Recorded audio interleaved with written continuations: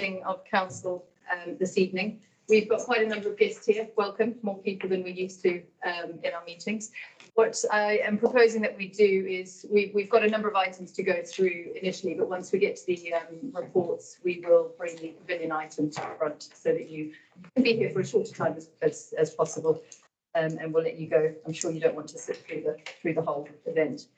Right, so I should first off say that the meetings are recorded, so if anybody has an issue with being filmed, then you would need to leave now. Okay, right, so we'll start with agenda item 1, and that is apologies. Now I'll turn it over to the clerk. Yes, Madam Mayor, Councillor Heritage is on holiday. Our councillor is minded to accept apologies. Yep, that's fine. Right, on to agenda item number 2.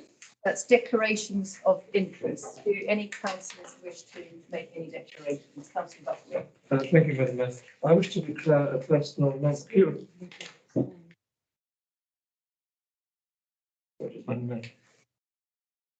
Thank you for the reminder. I wish to declare a personal non-pecuniary interest in respect of the pavilion in park item, which is 8.3, in that I live very close to the proposed siting of the new pavilion, and my wife and several neighbours are here to observe and possibly offer comment on that item, and I think I'm therefore duty bound to declare that's a non-pecuniary interest. I will say, as this project progresses, as it may, future meetings, I'll review whether that declaration is appropriate or some other declaration is appropriate. To avoid any difficulties whatsoever this evening, I propose, whilst I will be present and may contribute, I will not vote. Thank you very much. Any other declarations? Okay, I need to just make one myself, and that is on agenda item 8.7, non-pecuniary interest as member of park. We'll move on to item 3. So mayor's reports and urgent items. Just a couple of things quickly to say. So a big thank you to all of those who attended the mayor's quiz night. We had a good evening, some scores better than others. I'm sure it's a generational thing. The younger tables didn't do quite as well as some of the more experienced ones, shall we say. We raised nearly £1,100, so it was a really successful evening, and I hope those that attended enjoyed it. Just to say, I've got the carol service coming up next week, which we hope that we will have some councillor support at as well. Moving on to just to mention briefly the Christmas Carnival yesterday. I think we had a really, really successful event. Huge number of people there. A few people have said to me it seemed busier than ever. So a big thank you to Clark and all the officers for obviously all the organisation and putting that together and putting on such a great show. On to urgent items. Councillors will be aware of the email that went round today regarding the £2,000 towards the Salvation Army. Do I need to elaborate more on that, Clark, or are you happy for me to? No, Madam Mayor, I think all councillors have had the email, so open to discussion if you wish. The only thing to highlight was that the funds would come out of earmarked reserves as the grant budget for this year had been spent. I don't know if anyone has any comments. Anything to until we go ahead. Oh, sorry, Councillor Butler. Madam Mayor, just to say with obvious that it's a very worthy cause and a very local cause, so I would certainly support it. Thank you. Thank you. Everybody happy to go ahead and take a vote of that on that? Everybody happy and in support of the grant that we've talked about? That's unanimous. Thank you very much. I think that takes us on now to agenda item 4, and that's public questions in accordance with Standing Order 20. None received, Madam Mayor. Agenda item 5, questions which have previously been submitted by members of the council. Anything? Again, none received, Madam Mayor. Agenda item number 6, and that is to confirm the minutes of our council meeting held on the 26th of September. pages 1 to 4 of your agenda. Does anybody have any comments on those minutes? You're happy for me to sign them as a true record?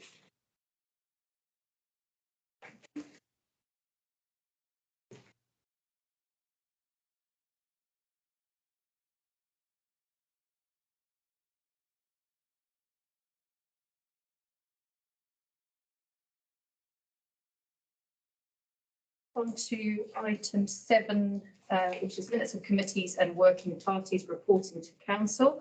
7.1 corporate policy and finance committee. If I could ask Councillor Drake to present those. Thank you, Madam Mayor. I have pleasure in presenting the minutes of the Corporate Policy and Finance Committee dated 9th of November 2022. There is one recommendation to council which will be addressed at point 8.8 on the agenda. Councillor Drake. And item 7.2, so planning committee to receive the minutes.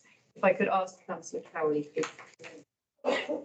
Thank you, Madam Mayor. I'm pleased to present the minutes of the meetings of the planning committee held on the 27th of September, the 11th of October, the 1st of November. That I can recall, there were no recommendations.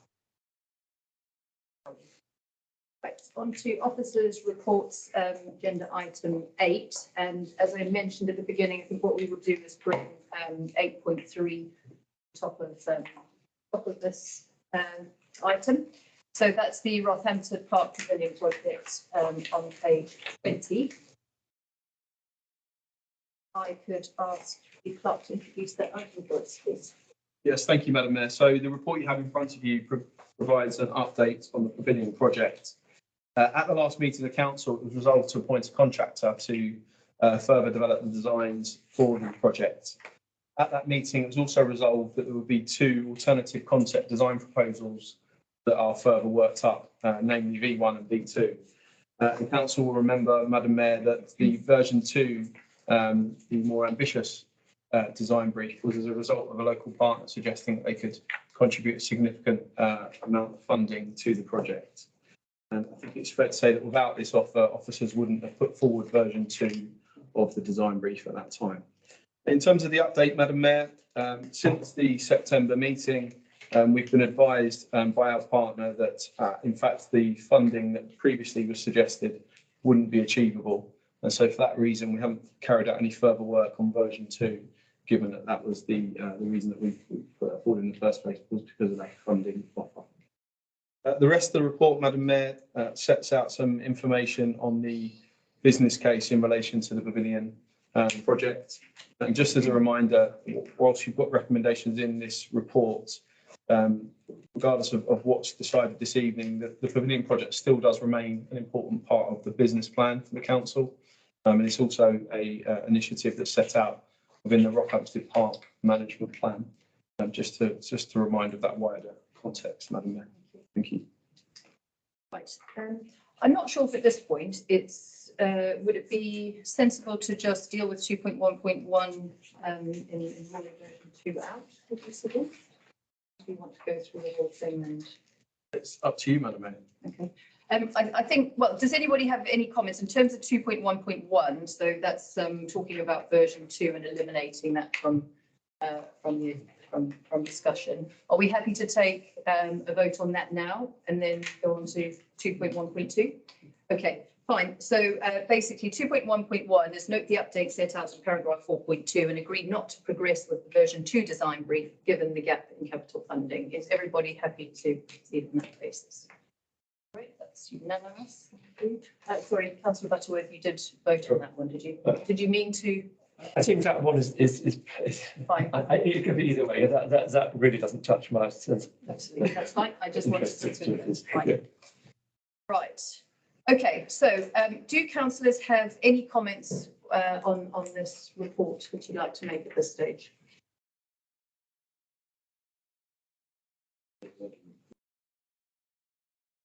Okay, we have residents here. Mr. Bullock, would you like to speak at this point, or would you like to reserve your right to speak for later on?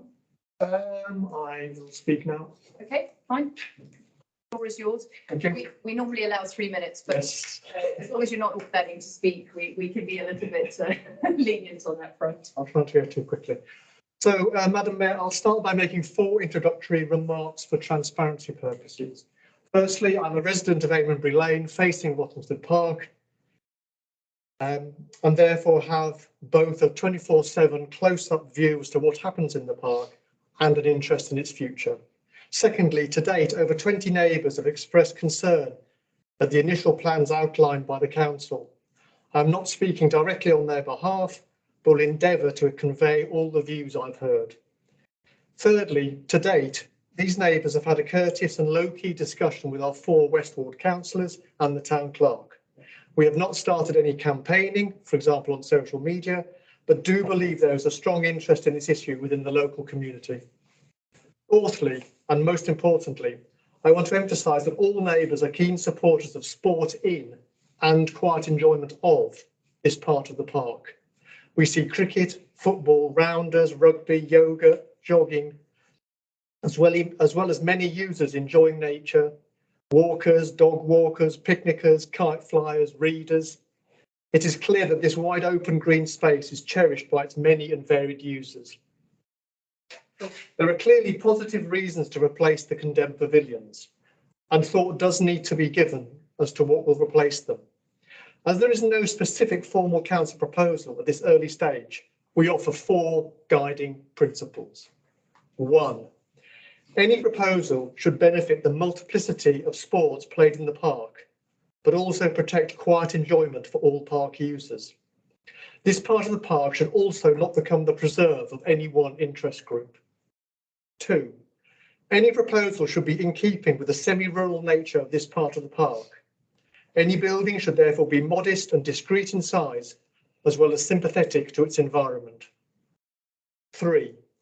Any proposal should not erode the green belt. This includes road access, car parking, obtrusive fencing, screening and landscaping that would change the character. 4. Any proposal should sit comfortably with the local community. For example, if non-sporting income is the key goal, a semi-rural location with very poor access and no parking would appear out of keeping and potentially dangerous from a health and safety perspective. If sport and parking enjoyment is key, an overly large and dominant building would not be viewed as sympathetic versus modern like-for-like replacements. 2 final strategic questions. What existing sports and leisure facilities could be used to avoid duplication and achieve greater cost effectiveness? For example, with Harpenden Down Football Club, EMC Sports Centre. Secondly, is Rothamsted Park the best place in Harpenden to invest further sums after recent substantial investment in the Sports Centre and EMC? In conclusion, with postponement proposed by officers until next summer, we residents urge councillors and their parties to support and adopt these 4 guiding principles. We would appreciate as well being kept up to date with any developments. Thank you. Thank you, Mr. Wood. Right, have any councillors got any comments? Item? I'd like to thank the Mr. Bullock for that presentation. I think that all the points that he has made are of substance and of value, and I thank him for that contribution. And absolutely, I would support that the local residents should be allowed to continue to understand and contribute and be informed of any continuing development of this very important, as you have acknowledged, potential amenity within the park. I think all those points that I said are valid and need to be considered. I just wonder at this stage whether postponing this for a further 7 months, when we'll still have to have the same discussion, is at this stage the right thing to do. Certainly, I feel that we haven't yet got sufficient information to even start a discussion around a number of the substantive points which you have raised, or for the value of the park as a whole. And therefore, I wonder whether or not we should not be better following up the proposal at the September council meeting to work up the first design brief and a range of financial options at this stage. I completely understand the officer's report regarding the difficulties and uncertainties, but those uncertainties are likely to continue for significant time. And therefore, I think it's not a bad idea to consider moving one step further down the line and having a further design. This, I would emphasise at this stage, is at no surface am I proposing a formal commitment or to say that that will be the idea that is progressed. I think all the points that you have included need to be brought into account in those discussions. But at this stage, I don't think we have sufficient information to really actually decide on those particular points or on those discussions. I mean, for example, you talked about replacing the 2 pavilions, for example, the social aspects of it you've mentioned. And at this stage, I don't feel we have sufficient information really to make any of those even first steps and thoughts on that. So I would like to propose that we look at the next stage at a shorter time interval in order to just keep this project on the go and in the minds of the public and of some of the primary users that will continue to use those facilities subsequently. Thank you. Councillor Drake. Any other councillor comments? Councillor Maynard. Just to build on that, I think as part of the next stage, you should put in place there are some 4 extremely good objectives which were brought forward by this group that we should perhaps articulate our design objectives before it goes straight into the design phase. And these design objectives are then brought before council and agreed, and that then becomes a basis for a tender for the design document.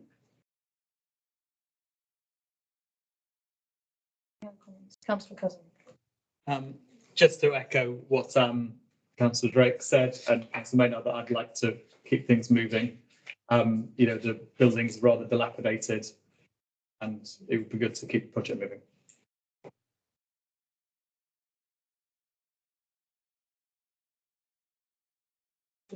Thank you. Yeah, thank you. I think all of that's very valid. I was just wondering, like the 2 dilapidated buildings, I don't know if I'm allowed to ask residents this, but are you not worried about them? Like I would worry a bit about them, that they start with a few storms and asbestos could fly. Like, I don't know.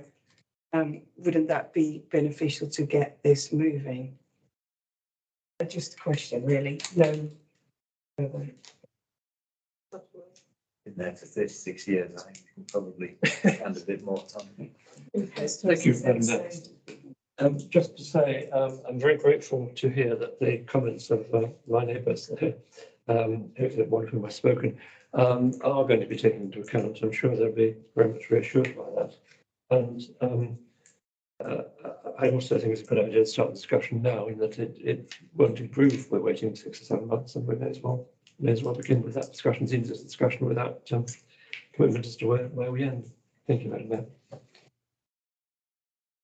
Okay. I'm aware if we go down that track, it's what particularly, Councillor Butterworth, would you like to try and cover off? I'm just wondering about the level of detail that you're wanting to go into tonight, because obviously, again, I don't, off-piste a little bit. especially given what I've said about my interest, I don't think it's appropriate for me to initiate that thought process. I very much like what Councillor Drake said, and that's the way forward. Thank you. So I think looking back at our previous council meeting, we have the pavilion specification, which I'm pretty sure residents would be familiar with as well. So I don't think councillors have that to hand on them tonight. So in terms of the level of detail we could go into discussion, I would be loath to go down that track tonight, because I don't think anybody has that. I mean, I have it on me here. but there hasn't been due consideration, and I would be nervous to open up that at this point. I think broadly speaking, we've talked about the location of the proposed pavilion, which was on the western border of the proposed 3G pitch. I know one of the residents' proposals was that we look at an additional site. That's something I could open up to councillors as to whether that is something we want to look into further. I think officers have suggested that probably the outcome might be as it is now, and we would end up where we are. But we can go through a process. There would obviously be a financial outlay in terms of getting reports and surveys done. I don't know if the clerk can give us any more detail on what that might involve and cost involved, and whether councillors want to try and consider that at this stage. Yes, Madam Mayor. So in terms of any other location, we would need to carry out necessary technical surveys, topography surveys, ground conditions, tree surveys. The alternative location is surrounded by trees. Cost of that probably somewhere around £5,000, I would say. And whilst those surveys will provide you the kind of the expert view on that area, I'm fairly confident that what it would say that if you were trying to put version 1 of the design brief in that area, it wouldn't be possible unless you'd be willing to remove pretty much all of the trees as a starting point. The scale of that area just wouldn't fit with that design brief. So I would say if you were to we could by all means commission those surveys. If you were to look at an alternative location, I think you would have to downsize the design brief significantly for it to have any chance of working in that place. Okay. So I think in terms of the design itself, what the going back to the recommendation was to delay this until June. It sounds like I'm hearing that people want to see this move forward. My suggestion would be that perhaps we do so based on the current specification, and off the basis of that, then have feedback on the proposed and the initial plan to come back with drawings, and then have councillor and public input into that would seem the obvious way forward for myself. Councillors agree? Mr. Bullock, would you like to? The only point I'd make is I think in a way the councillors need to decide what do they want from this, because I think neighbours identified some degree of contradiction in what was initially proposed. Do you want a sporting facility, or do you want to generate some income? And I think before you, obviously consultants love to spend your money, but before you get consultants up and running, I think you need to work out what do you want, and what does the community want? Because at the moment, I think, as I tried to highlight in what I said, if you want income, then there's no access to the site you're locating. If you want sporting facilities, why are you building something so big? That's in my view, that's the crux of where we stand. Thank you. I just think, gosh, I like to not to speak. Madam Mayor, I'd ask that question, who's going to use it?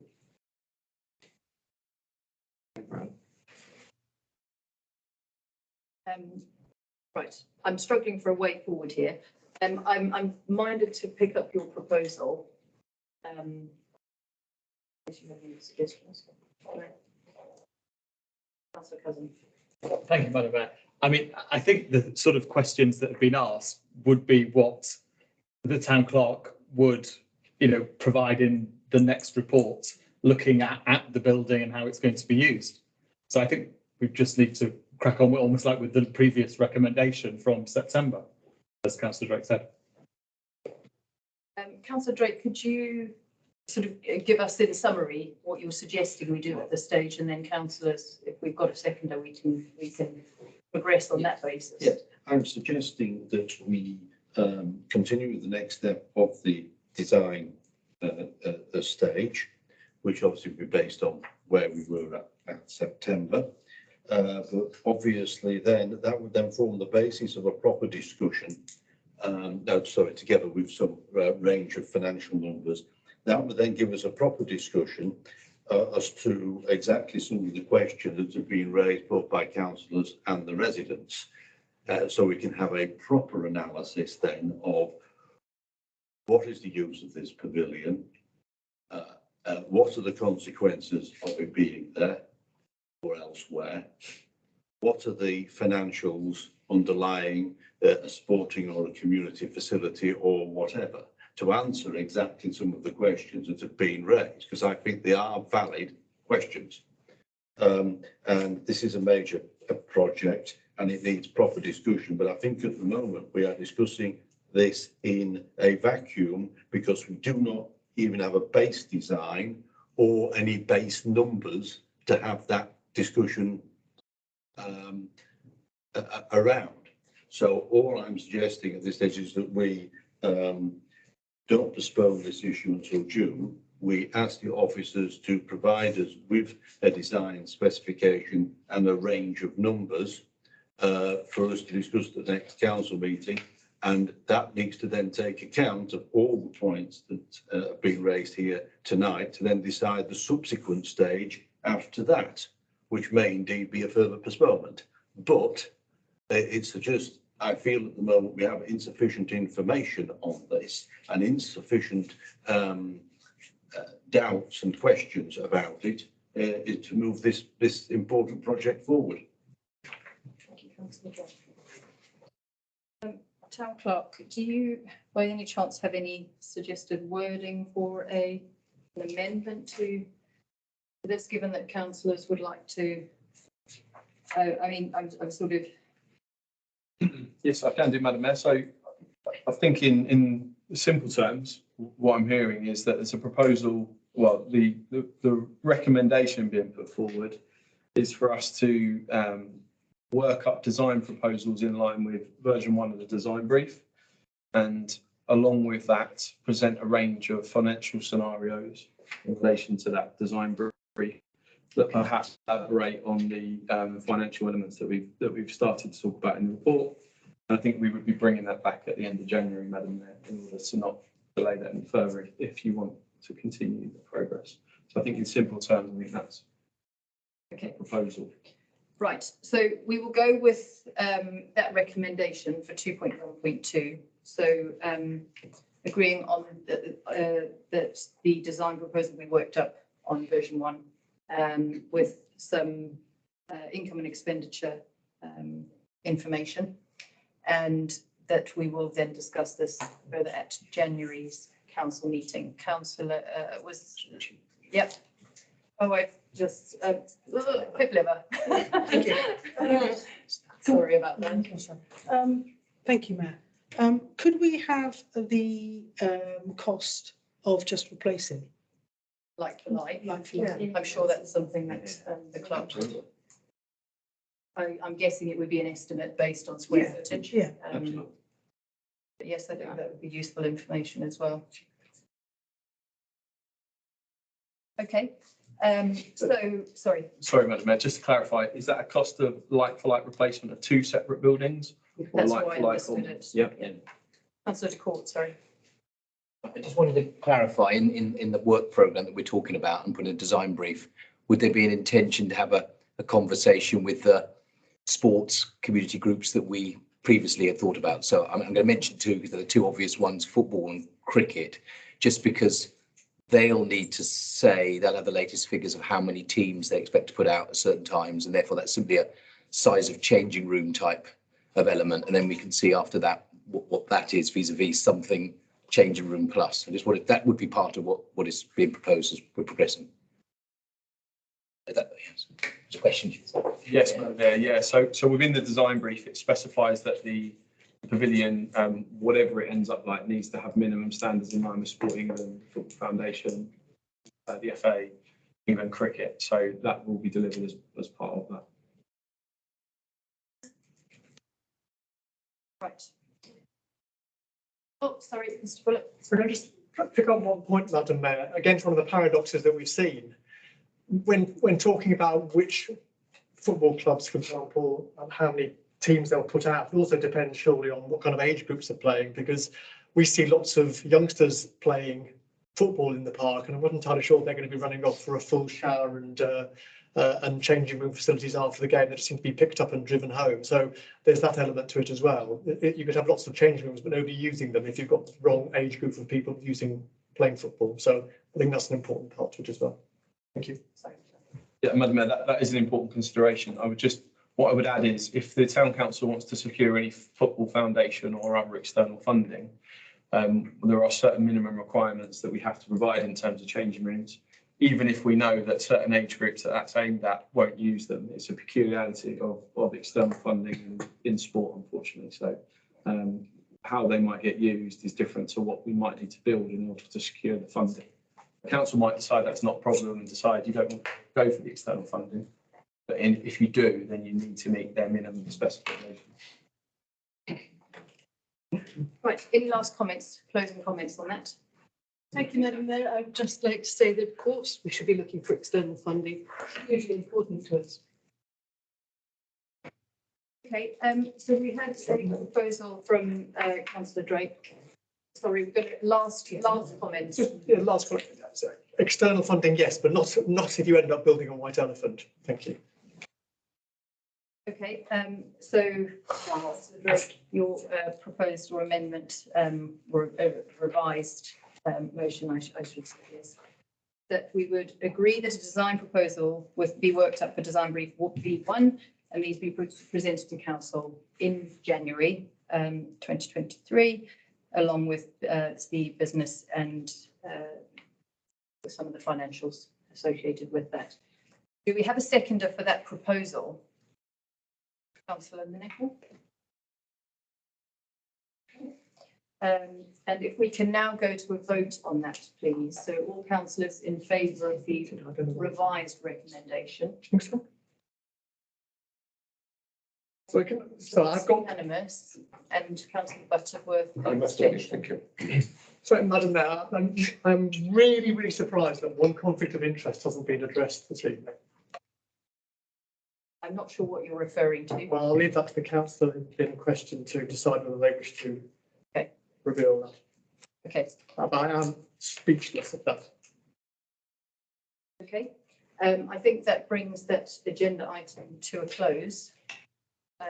So if residents would like to leave at this point. Can I just ask what happens to the minutes? Do I see a draft before they go out, or like? Minutes will be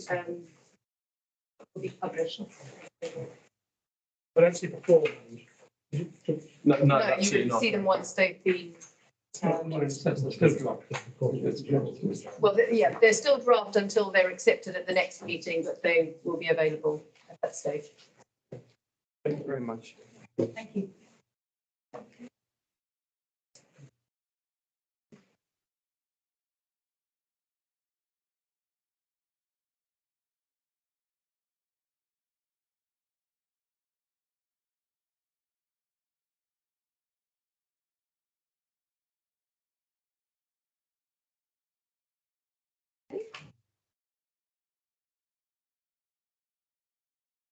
We will now go back to the order of the agenda item that was published. So we will now go to agenda item 8.1, the forward plan and resolution tracker. And that's on page 9.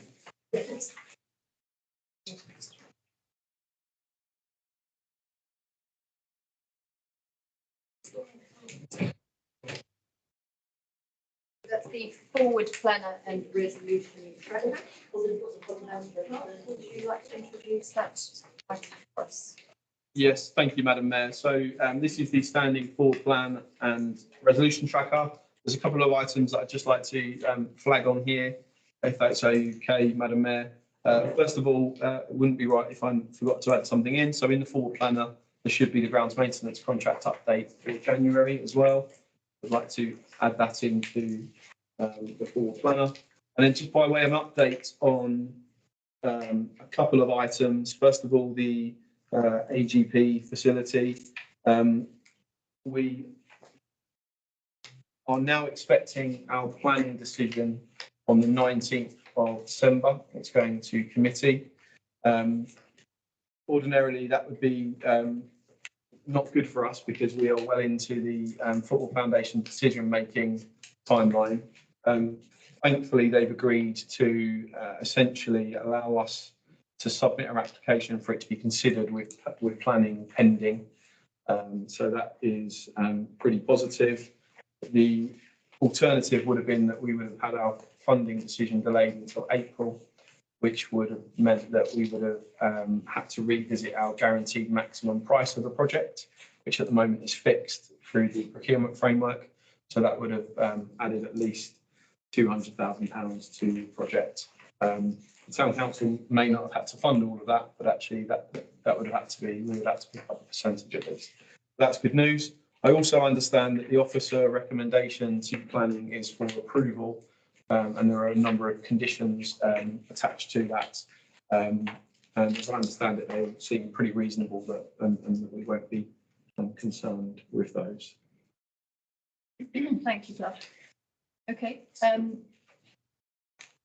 The recommendation, council is asked to 2.1.1 note and approve the subject to any comments amendment board planner attached to Appendix A, and 2.1.2 resolution tracker attached to Appendix B, and approve the removal of those resolutions marked complete. Is everybody happy to do so? Any? Okay. Thank you. So going on to agenda item 8.2 on page 16 of your pack, and so that is the concourse trading. Clive, if I could ask you to introduce that item for us, please.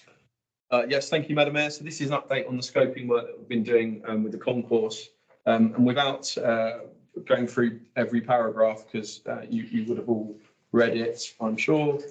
In essence, the pre-application advice that we went and sought, proposals that the council previously agreed in principle are very unlikely to be accepted in their current form, and they would need substantial changes and substantially reduced and refocused in order to achieve planning permission.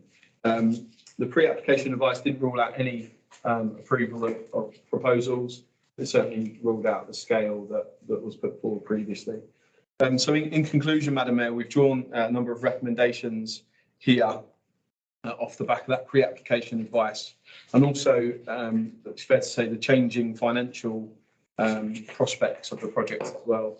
In order to secure any planning permission, we're highly likely to have to outlay a huge amount more than we first expected in technical surveys and other studies. And indeed, the infrastructure costs to buy units, to replace power supplies, to move power supplies to other parts of the concourse would be significant, and they're set out in the resource implications. So what we're asking, Madam Mayor, what we're recommending is that the Town Council itself does not take forward a planning application for the previously suggested food and social hub. Also not to progress a planning application for the existing setup, which we informally believe would require planning permission, but for the council to be amenable for the existing traders to develop proposals at their own cost, should they wish to. And since writing this report, Madam Mayor, I understand that they would like this opportunity to do that. And then the fourth area here is, in light of what you agree in the first three items, how we address the existing licences. And there are three proposals within there. They currently terminate at the end of December. There's a suggested extension to the end of March or through to the end of June. And whilst it's not set out in this report, the advice I would give is I would extend that for as long as possible, particularly if you're reminded to give the existing traders the opportunity to bring forward proposals, because that gives them a good space of time in order to do that. It does also offer some transition periods for them as local businesses as well. Thank you, Madam Mayor. Councillor Cowley. Thank you, Madam Mayor. So I think I just start by saying it's I think disappointing that we can't continue with the existing arrangement as is. I think it provides a good amenity to local residents. I think it would be whatever happens, I think we should be looking at how we can make a longer term use of trading within the planning requirements that the district have for us. I think I would completely support the town clerk's recommendation that we should extend the trade licenses for as long as possible. I think the 6-month proposal, as much as anything else, if we're having to ask them not to have the existing arrangement, it gives them time to find an alternative way forward. And as the town clerk said, I think it gives them time, if we are looking at 2.1.3 favourably, it gives them time to pull up a proposal and potentially get that through planning. And I think we should be supporting them to do that. I mean, they can do that with or without our approval, but I think we should be giving them our approval. It doesn't cost this council anything to say that they can put forward a planning application. I think we should be, in a time of particular economic uncertainty, supporting successful local enterprise operations to continue in as strong a way as we can. And therefore, I think, as I say, I think we should extend the licenses for 6 months and give them our blessing to go ahead and scope some planning options if that's what they would like to do. Thank you, Councillor Cowan. Any other councillors' comments? Councillor Ellis. Madam Mayor, I would support an extension for 6 months. Basically, the planning department at the district council is swamped with applications. We were told the other evening that there's something like 100 outstanding, and they have difficulties with many planning departments in recruiting qualified staff. So I think, if these existing traders are going to go for a planning application, we ought to give them the maximum time possible. Thank you, Councillor Ellis. Councillor de Court, did you want to? Yeah, just had a quick question, actually. It's the clerk, really, just in terms of understanding how the local traders would likely advance there. I know it's for them to decide, and I think it's a good idea. Is it your view that it would be something similar to what they had, and they just ask for permission for that to effectively be permanent, even though it's got wheels on it? Or is it actually a structure rather than what we currently see? I accept that the planning department like to put some conditions on how things look and the height of the fences, but is it going to look roughly as it does now, you believe? Yeah, Madam Mayor. So as I understand it, just from one conversation with them, I think they would like to, the look and feel of it would be as per the proposals that council previously considered, but it would be much scaled down just to suit their current operation, if you like. So 1 or 2 units rather than the proposed 7 on both sides. So that would be their preference, I understand, if they were to develop proposals. If they decide not to develop proposals, Madam Mayor, or indeed don't secure permission, there is also the option for them to go back to how we operated right at the start of this, which is a roll-in, roll-off street food offer, which is similar. So as long as you've got the necessary street licenses, it is an opportunity for them. So I think they are weighing those things up. But the conversation I had is they would be keen to progress something fixed along the similar lines that the council's seen before. And that would have to come back to council for prior approval. So we would have to agree a suitable timeline for them to come present those proposals to us. I think it's much better to do it with the town council's consent, so to speak, because ultimately they would have to serve notice on us anyway if they were submitting a planning application, as it is our land. So it's much more straightforward, less complex to do it with consent up front. Okay, thank you. Councillor Maynard. However, that we don't need to give our agreement for them to submit a planning application. You can submit a planning application for anywhere, and you don't need the people that own the land's agreement to it. However, they would have to take the view that if they put something in that you didn't like, we wouldn't give them permission to actually do anything, because again, it's our land. You can have plans for something. If you don't own the land, you can't implement. Thank you, Councillor Maynard. Councillor Butterworth. Thank you, Madam Mayor. And obviously, what Councillor Maynard said is absolutely correct. But I don't think third party, the current traders submitting a planning application binds us in any way. We have an open view to take our own decision on it when it comes to it. It's our land.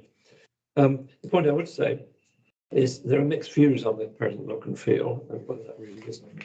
We don't need to debate that now. Despite that, I'm finding substance personally with 6-month extension, but are we comfortable that would not prejudice our position vis-a-vis the local planning authority and enforcement of what is there now, which may not be totally compliant?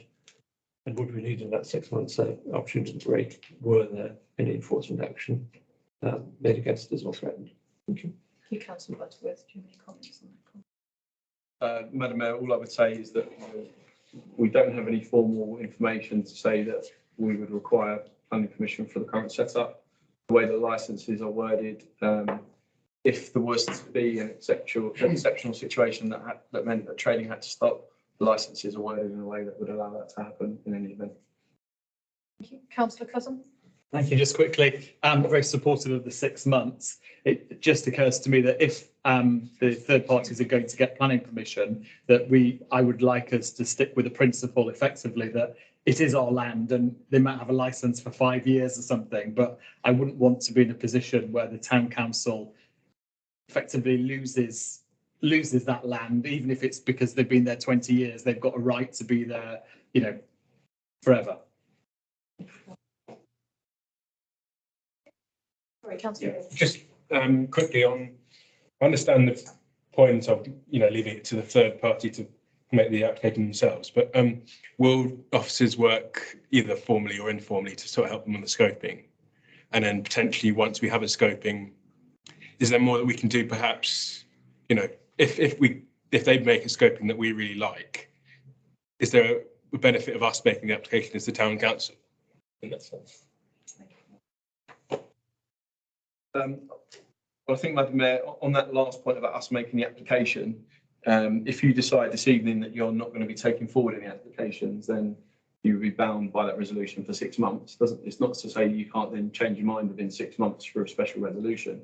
In terms of the scoping, I think my suggestion to the third parties would be to start off with the broad principles of what council have previously looked at and agreed in principle. And so a scaled down version of that, I would suggest, would be their starting point. I think we would want them to come back to council as soon as possible to set out their thinking, I would say, and go from there. Okay, thank you. If there are no, sorry, Councillor Cowley. Thank you, Madam Mayor. So just a point of clarification on us being bound for 6 months. I'm not suggesting this, but just as a point of clarification, if we added the words as previously proposed to 2.1, would that not mean that we could then progress a different planning application, because that wouldn't be covered off by any of the... I'm just thinking about leaving our options open, as Councillor Hill said, should we like a proposal that comes forward? Because I do actually think that's a sensible idea of not binding our hands for 6 months if something comes forward that we could then support. So just wanted the clarification really on whether there was a way of doing that. Councillor Cowley. Do you have any? So, Madam Mayor, I mean, yes, you could, if you added those words, that would avoid a kind of a 6 month rule, if you like. What I would say is that if the town council are taking forward an application, it would be us that would be incurring all the costs for that, which kind of goes back to another point within the report. In order to submit an application, given that it's got to be a heritage-led approach as set out in the pre-app, the costs would be quite high. And so our view is that as officers, that those costs are prohibitive, really. But you could change the wording that would open the door to having a different view down the line, should you wish to.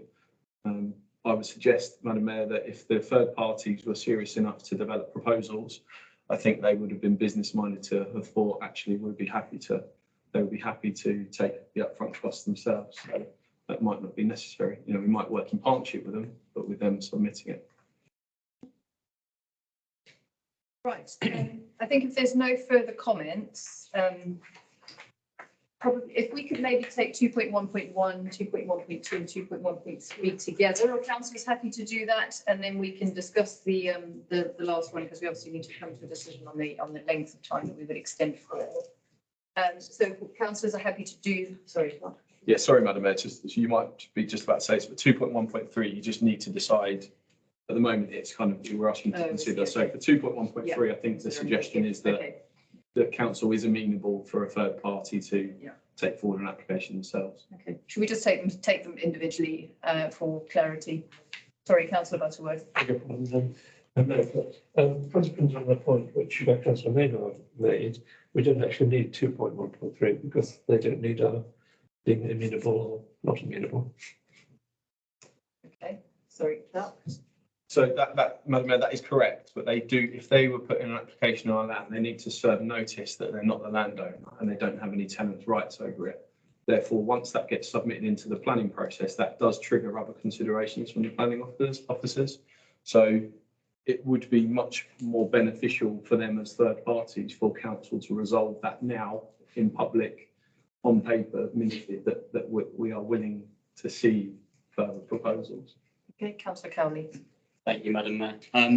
Just on 2.1.1, in the interest of not binding our hands, should a future meeting within the next 6 months wish to, I would like to propose as an amendment that we add the wording of as previously set out or as previously proposed.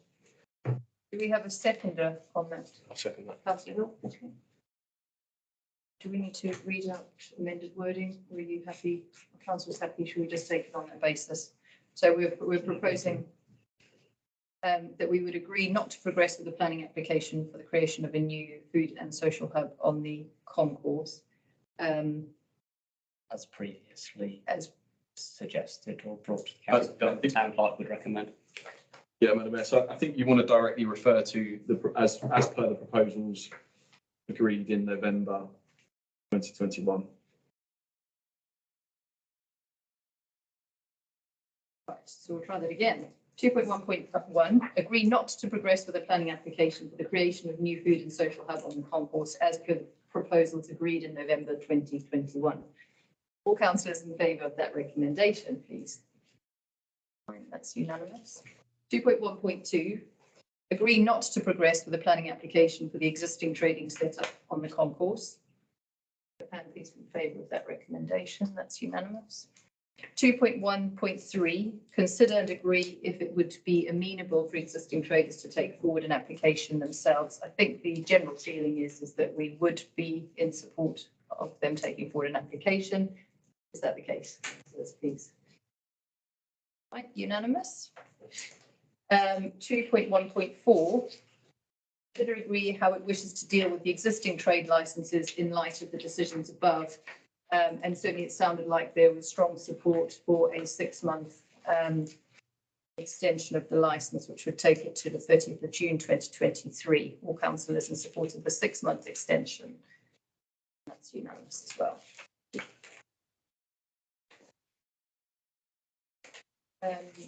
On to agenda item 8.4. That's on page 23. The pack. And that is the Hockingham Railway Station Improvements Public Consultation. And I think the clerk is going to introduce it for us. Yes, thank you, Madam Mayor. So this consultation is currently out at the moment and runs until the 12th of December. The reason for putting it on to council this evening, Madam Mayor, was to give the council the opportunity, should they wish to agree a position with regards to the proposals that have been put forward. I would note that we have previously held a feedback session a year ago, incredibly, where individual councillors put forward different views at that time. There wasn't an agreed town council position at that meeting. It was an informal opportunity to give feedback. Thank you, Madam Mayor. Thank you. Right, can I invite councillors to give their comments and then we shall try and summarise it at the end. Right, councillor Maynard. Just very quickly, a number of concerns were addressed at the meeting last year. There was a reasonable amount of agreement on some of those concerns. For example, the lack of taxis, the difficulty of pickup at the station with the new layout, the likelihood of antisocial behaviour if they lay out the concourse in the way they're suggesting. All of those comments have been comprehensively ignored. Councillor Maynard. I think it was Councillor Cowley next. And then Councillor Turnbull. Thank you, Madam Mayor. So I think there are a number of positives to the proposal. I think as other councillors, I'm sure will raise, there are a number of negatives. What I wanted to talk about more specifically is related in terms of when I've been speaking to residents about this proposal. I'm sure other councillors have had this as well. I think there is an importance in whatever we do around the railway station that something is done to resolve some of the problems with the eastern access, which is further up the hill up Station Road. I think certainly in terms of safety and in terms of usage of the station, I think that needs to be something which is, if not addressed in this particular proposal, is looked at in terms of future work programmes for work that can be done around Harpenden train station. And I think it would be helpful for us as a town council to quite strongly feedback that, as I say, whether it's this project or another project or some other funding that we look at in the future, it just does need to be on the county council's radar that there are a number of resident concerns around that eastern access point. Councillor Turnbull. Thank you, Madam Mayor. I certainly agree with the comments made earlier. I'm very keen to see some improvement in that concourse area generally. And I think my negative points have already been by and large raised. These are obviously the east access, the drop off and pick up lack thereof, the lack of turning circles and taxi space. In particular, the roadway has actually been, it's not even a standard road width. So how many other people are going to drop off and pick people up there, let alone turn? I do not know. Bearing in mind, if one looks at what the county council is saying for the demographics in the next 15 years in Harpenden, in the plans they put forward for the land north of Harpenden of Luton Road, they're saying there that the old percentage of the population in Harpenden are going to increase significantly. That means there's going to be more and more need for people to be dropped off and picked up at the station. That's not allowed for. My last point, an observation, I happened to look at St Albans station today when I was passing, and I noticed that only about 25% of the cycle racks were occupied. And I would suggest that if you apply that factor to what is proposed for Harpenden, the cycle racks, as presently proposed, will be empty most of the time. Thank you. Turnbull. Councillor de Court, then Councillor Butterworth. Firstly, I don't recognise some of the comments made by Councillor Maynard, specifically about the antisocial behaviour, that there was general agreement that we encourage that. And obviously people can go back and look at the meeting to see that that isn't the case. I do totally support Councillor Cowley's comments about the east entrance. And I think I like the way it was phrased, register our continued interest in the county council exploring that. It's an important area. Don't know why it's not been done. It's been suggested for several years. Obviously, I can imagine it's funding and Network Rail having a certain pot and no more, but I would certainly endorse that. In terms of Councillor Turnbull's comments about cycling and provision, you do actually need to make it accessible for cyclists before they take the risk of putting their bikes there. So it's always a dynamic analysis when you're looking at changing transport infrastructure. I'm sure they recognise that. Thank you, Madam Mayor. Yes, eastern access, which means both from Station Road for vehicles, pedestrians, and also the Aysgarth Road proposal was looking at.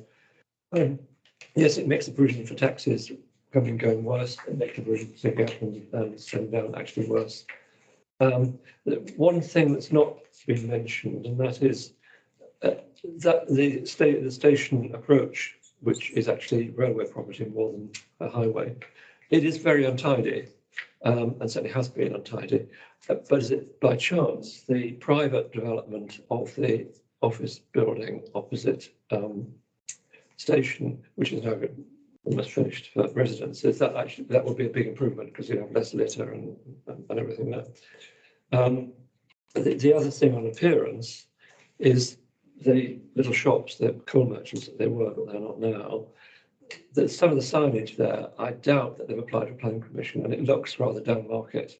So something could be done about that, even irrespective of this proposal. But I share all the concerns that have been made by others. Thank you, councillor Butterworth. Any other comments? Councillor Ford. The answer's in the report, but I will ask it. As a town councillor, are we involved in any way whatsoever with finances on this one?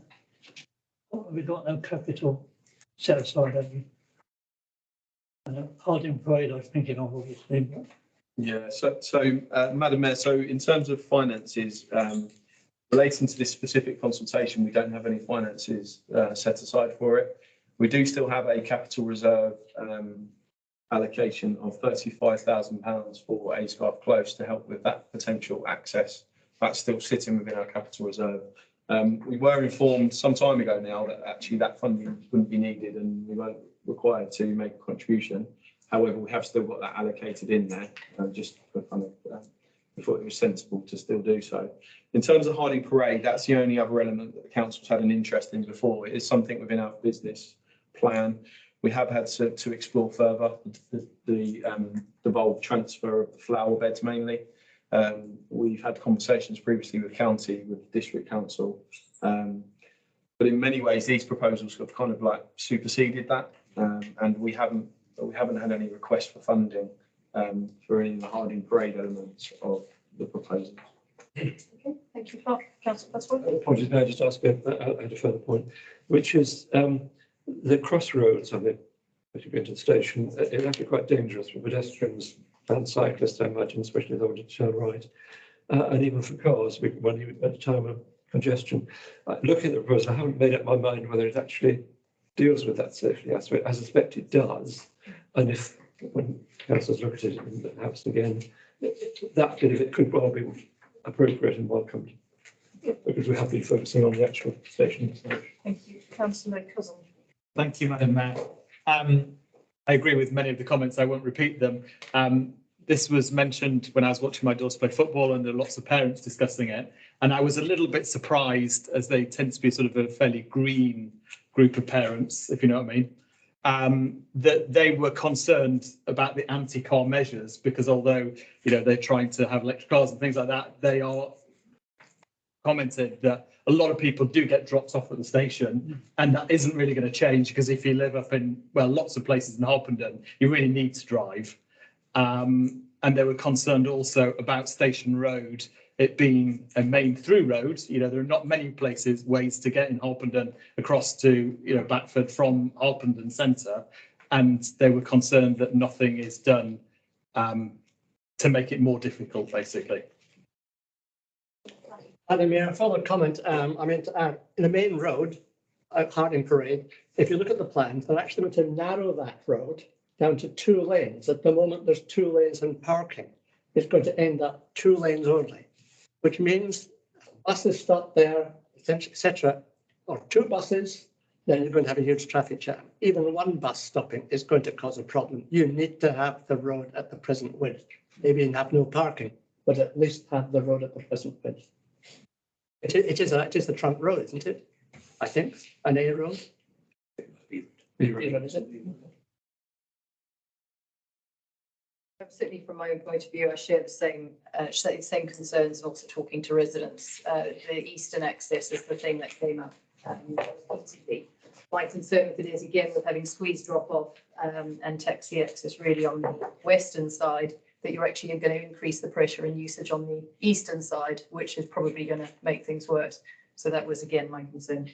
I think it sounds like we're all much in agreement. So I don't know, Carl, how we best do this. Is it just to really flag which items? So obviously, the eastern access is something that we've said we definitely want to register an interest in that, and suggest that if it's not part of this proposal, that it needs to be considered in the future, as that is a key issue. And Aysgarth Close as well. Is that something that we want to put in this as a general rule? Yeah. Sorry, Councillor DeCourt. Just one point about bringing Aysgarth Close in. I'd be loath to do that in this statement, because there's another set of residents who have their own views about Aysgarth Close and they're not supportive, and therefore I think they would feel like the group who came along today, that if suddenly we put something about Aysgarth Close, which is not in this proposal, I don't think it should be something we should go back with. It's not necessary for this proposal. The east entrance is very much the case because, of course, they're making changes to the west entrance and as you make a point, they're going to have an impact on the east entrance. Sorry, I would support Councillor Court in that, partly because I think that the Aysgarth Close is already a project that is kind of going on separately anyway. Okay. And it might just confuse it to go in here. Okay. Yeah. Right. Obviously, we've talked about the taxis, the limited sort of taxi provision and turning is something that we want to flag in there, and obviously the lack of pick-up and drop-off, vehicular pick-up and drop-off on that western side. Councillor Turnbull? More than that, if you drive in, not as a taxi, as a private car to drop off, there is no space to turn whatsoever. So you need a turning circle for Joe Public. And the reduced road width on Station Road, which I must admit I hadn't picked up on myself. Presumably, do councillors all share that concern? That road being made narrower, if that is the case? It is.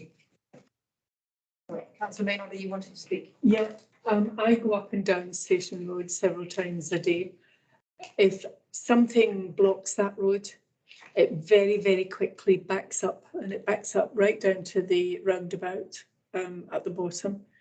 And I can tell you, if they narrow that road, it will make the situation much worse.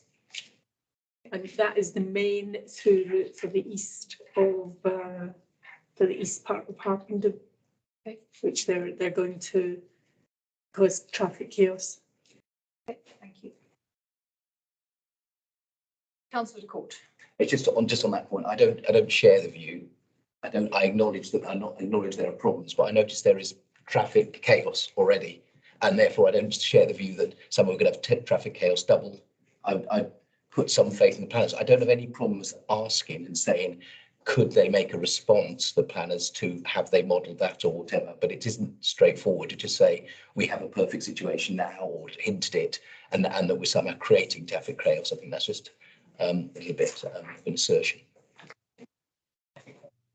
Clark, do you? How would we go about? Do we need to sort of formally put some wording forward on this and vote on it? Or have we broadly covered the items that need to go in it, and we? Yeah, Madam Mayor. So we need to take some form of resolution. Now, whether you're able to do that on all those parts you've just said there and put that to a vote, and whether all councillors feel that they're willing to vote on that basis, or whether you want to take each individual part of the points that have been raised and vote on those individually, which gives councillors the opportunity to vote either way on particular elements. That could still mean that all parts are carried depending on the vote, but at least that way individual councillors may have their opportunity to vote on individual elements should they feel happy on. So is the general feeling you prefer to do it on individual elements? Yep. Yeah. Okay. It's not a point, sorry, a point clarification on that. If we're going to vote on the separate elements, which I think makes a lot of sense, and as the clerk says, there's likely that there'll be a decision on those things.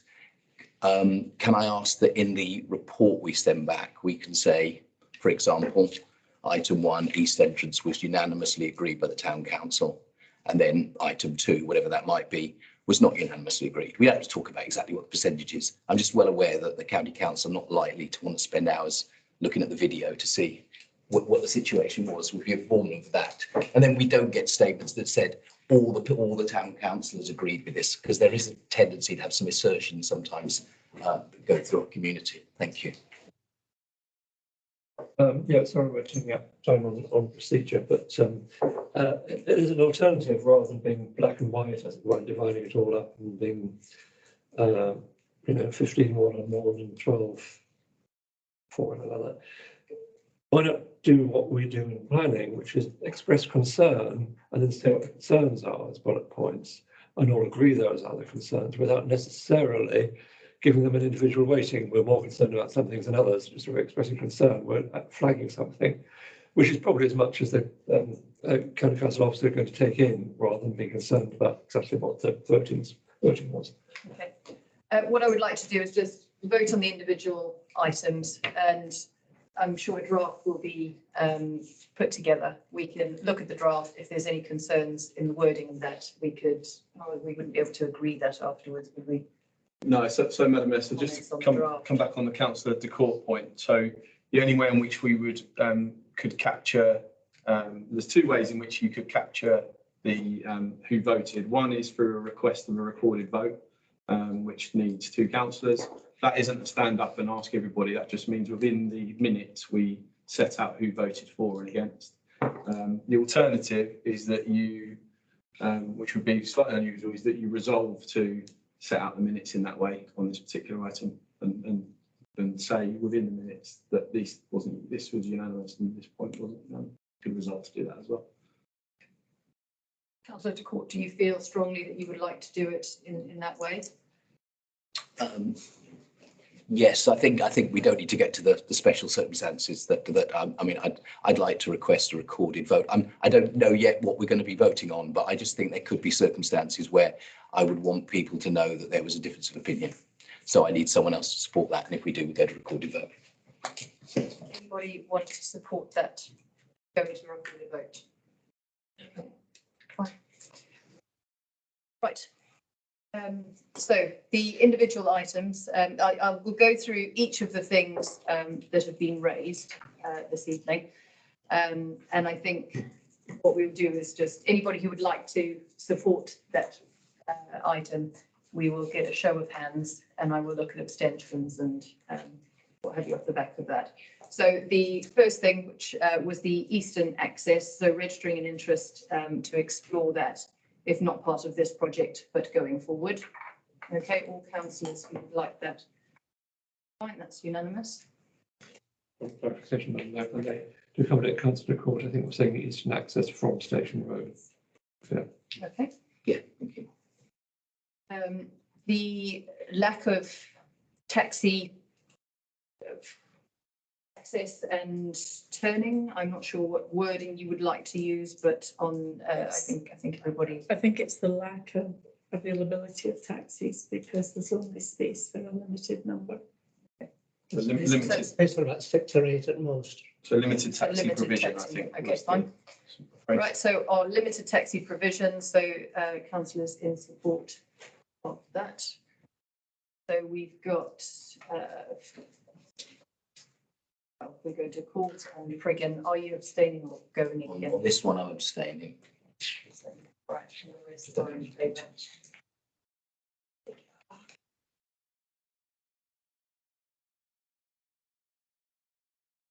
So councillor Friggin, can we just clarify your Same abstaining.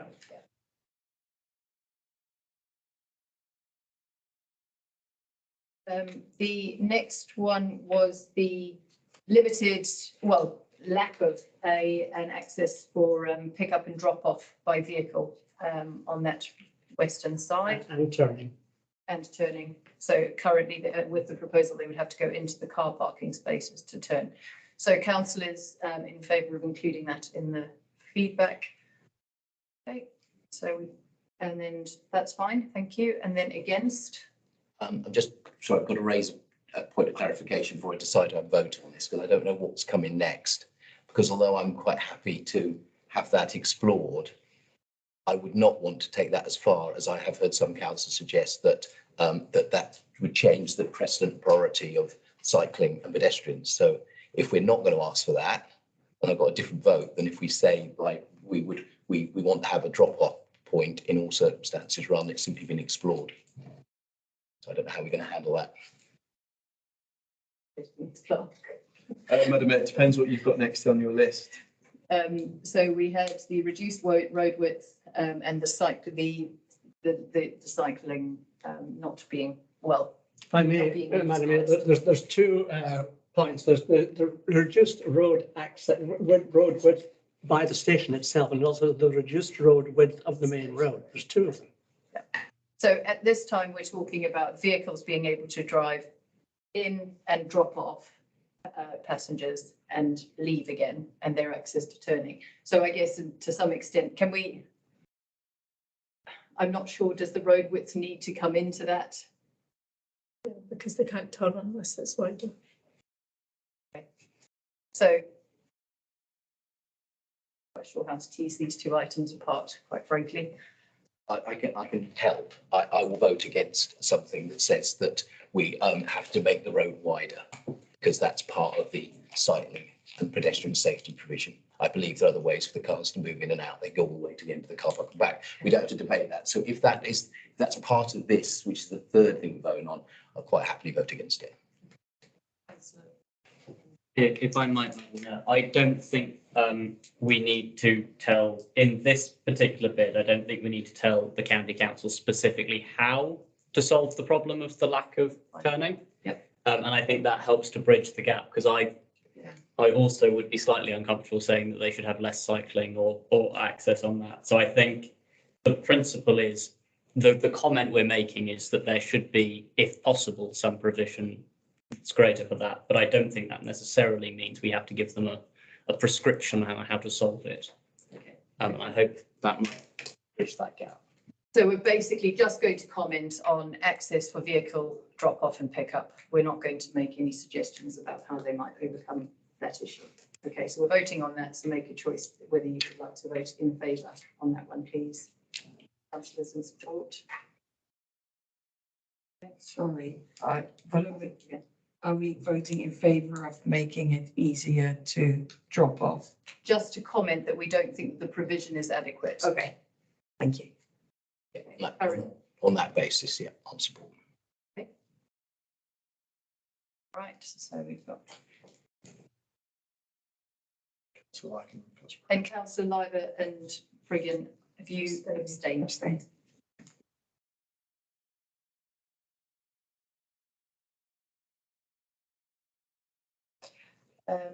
Madam Mayor, it's only a small point, but I think you made a very good point.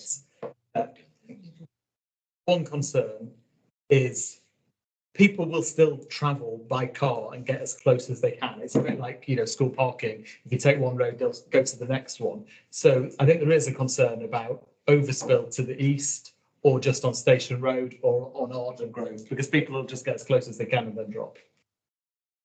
Maybe it was part of the previous one. Yes, I think we should probably leave it as it stands. I think we've raised concerns about the eastern access. Yeah, I don't know whether they will have done studies or anything on that, but okay. So then there was mention of the antisocial behaviour. I don't know if that was a comment or something you want us to vote on and add into The this. antisocial behaviour can be designed out of a scheme. If you don't highlight that, if you put in an area where people can congregate, particularly in the evening, you could get antisocial behaviour there. So is this something you feel strongly about? I feel strongly that that could happen. Okay. And what was interesting was officers seemed surprised when as though, well, that wouldn't happen there. Well, it happens a lot in antisocial behaviour, and happens a lot in parts of Harpen.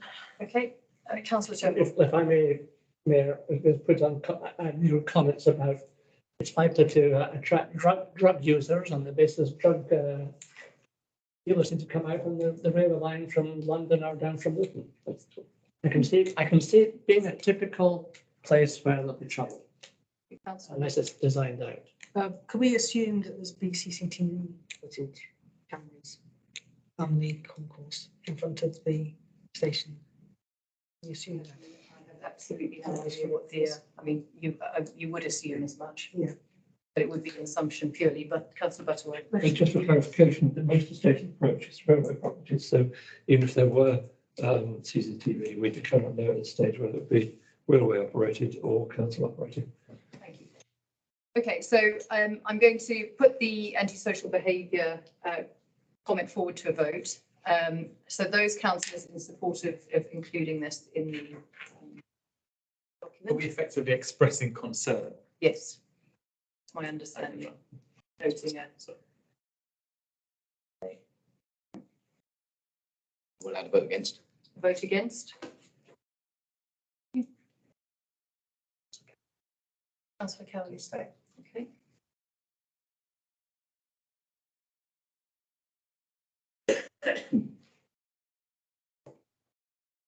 And then the comments about the reduced road width on Station Road is the next thing to vote on. So councillors who would like to voice concern about that particular issue, please show your hands.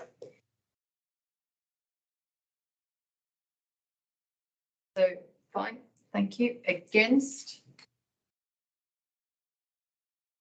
And sorry, Priggen, then Councillor Priggen as well, Mr. Court. And then abstentions. Cowley, Councillor Hill.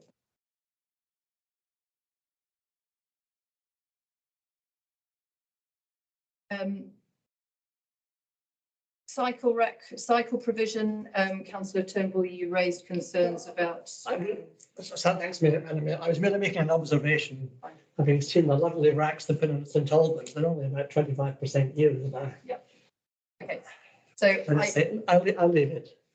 Okay, fine. An observation. We'll leave that. I'm not sure, Clark, did you pick up on any other items that I've overlooked? No, Madam Mayor. No. Okay, I think that covers off that item.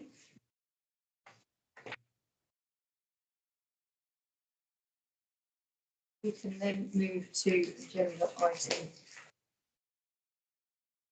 8.5, which I believe you're doing a presentation on subject.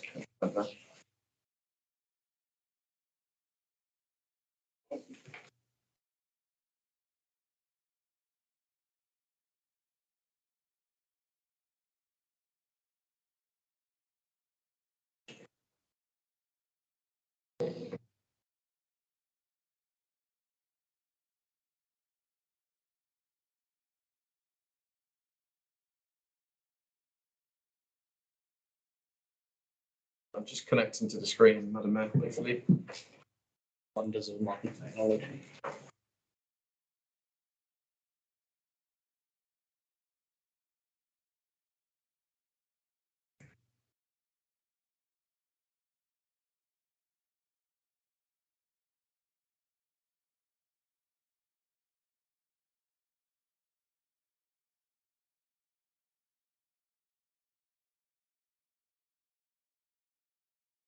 Maybe not, Madam Mayor. No, I'm afraid that you just have to look at me. Let's look at the screen. So this item, Madam Mayor, is on the grounds maintenance contract review. You'll be aware that we have been carrying out some scoping work with the existing contract that runs from 2014 through to 2024. So this evening, I just wanted to give a run through of the update on that and to flag where we go next at council in January. The reason for doing the presentation is because some of the numbers that I'll share are kind of evolving all the time, and also did have some images just to highlight some of the performance elements of the contract as it stands at the moment. But I'll share them afterwards because you're not going to be able to see my pretty presentation now. I apologise for that. So just as a reminder, the background to the contract, so it's a 10-year contract, runs out in the end of March 2024. Before 2014, in this contract, the Town Council had a direct contract with the existing grounds maintenance provider, but we decided at that point to join forces, so to speak, with the District Council to achieve some savings, and moving to a service level agreement with the District Council. The economies of scale that we achieved was around about £30,000 saving per year for the Town Council. As I mentioned, we've got an SLA with the District Council. We don't have any formal direct contract with the current grounds maintenance provider, John O'Connor. But I understand that there's been a 3-year extension agreed between District Council and John O'Connor, although I've not had that official in writing. And I also understand that the extension was agreed without discussion. Well, I don't understand. The extension was agreed without any discussion with the Town Council. And I also understand that in taking the decision, there was no consideration that the Town Council may not wish to continue. Within our current service level agreement, in order for us to continue, all parties have to be in agreement to that. There are no contractual obligations for us to carry on with an extension in the current contract, even if the District Council wish to do so. I was going to show you some lovely pictures of the current performance. For many years now, we have flagged to council, committee and through the information bulletin some of the struggles that we have. And it's fair to say that our struggles with managing this contract have got even worse in recent months. And it quite easily takes at least a day or week of one of the management team in order to get things done, which is far in excess of what you would expect. So in parallel to essentially firefighting the issues that we've got at the moment, we have been carrying out scoping work, and we've been doing broadly three key things. One, we've carried out an analysis of all grounds maintenance tasks that are delivered through the contract and in-house through the town rangers. We've carried out an analysis of the current financial spend on all tasks, both internal and external. And we've started to do, or we have done, financial forecasts that go over a 10-year period as best you can, that show what the future of the contract or a potential in-house approach looks like. And I wanted to share some of those figures with you this evening and some of that feedback, with a view to, at the end of January, bringing a full, and I apologise in advance, quite a hefty document, which is essentially the whole business case for bringing the service in-house. So in terms of the analysis, we went through every task. We identified 48 different tasks that were delivered across multiple sites. So ranging from litter bins to grass cutting to putting up farmers market stalls and everything in between. Our analysis showed that the majority of those tasks is what we would call low skill, labour intensive tasks, with the remaining being defined as specialist tasks. Now, the majority of the specialist tasks we believe could be delivered in-house, utilising existing skills, but with a mix of additional training and also purchasing of the right equipment. In terms of the financial forecast, we've been looking at the existing contract if we were to continue over, say, a 10-year period, so it looks quite far in advance. As you can imagine, the difficulty we have with predicting that is inflation. So the grounds maintenance contract is subject to RPI in December each year. So we are in for a bit of a shock next month. So we've produced two forecasts so far that I was going to share with you this evening. One shows inflation quite quickly falling over the next few years, and another sees it falling less sharply. Within those two scenarios, the quick decrease in inflation shows that over an extended period of the grounds maintenance contract, it would cost us around about an extra £47,000. That's how much it would go up. And over a 10-year period, it would cost an additional £86,000. On the slower decrease to inflation, over the extension period, that 3 years, it would cost us an extra £94,000. And over 10 years, it would cost us £231,000 compared to what we're looking at now. Alongside that, we've looked at the town ranger forecast based on the current approach.